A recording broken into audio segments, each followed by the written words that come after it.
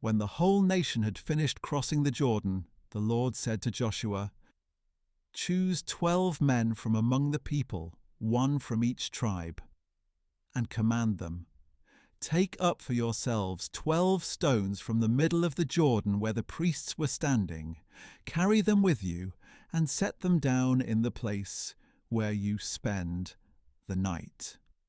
So Joshua summoned the 12 men he had appointed from the Israelites, one from each tribe, and said to them, "Cross over before the ark of the Lord your God into the middle of the Jordan.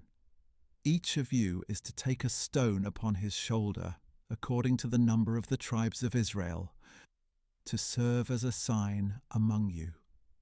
In the future, when your children ask, 'What do these stones mean to you?' you are to tell them, 'The waters of the Jordan were cut off before the ark of the covenant of the Lord. When it crossed the Jordan, the waters were cut off. Therefore these stones will be a memorial to the Israelites forever.'" Thus the Israelites did as Joshua had commanded them. They took up 12 stones from the middle of the Jordan, one for each tribe of Israel, just as the Lord had told Joshua, and they carried them to the camp where they set them down. Joshua also set up 12 stones in the middle of the Jordan, in the place where the priests who carried the Ark of the Covenant stood, and the stones are there to this day.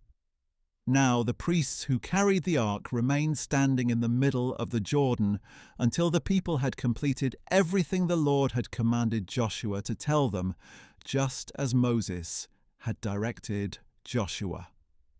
The people hurried across, and after everyone had finished crossing, the priests with the ark of the Lord crossed in the sight of the people.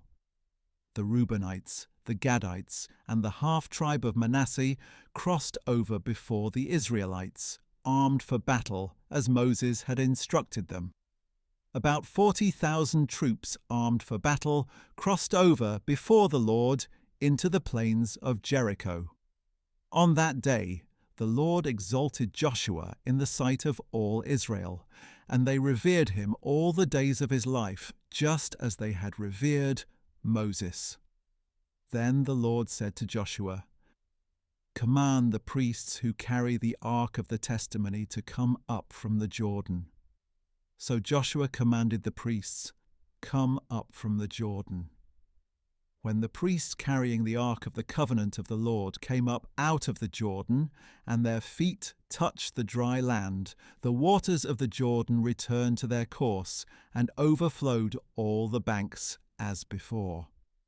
On the 10th day of the first month, the people went up from the Jordan and camped at Gilgal on the eastern border of Jericho. And there at Gilgal, Joshua set up the 12 stones they had taken from the Jordan. Then Joshua said to the Israelites, "In the future, when your children ask their fathers, 'What is the meaning of these stones?' you are to tell them, 'Israel crossed the Jordan on dry ground. For the Lord your God dried up the waters of the Jordan before you until you had crossed over, just as he did to the Red Sea, which he dried up before us until we had crossed over.' He did this so that all the peoples of the earth may know that the hand of the Lord is mighty, and so that you may always fear the Lord your God.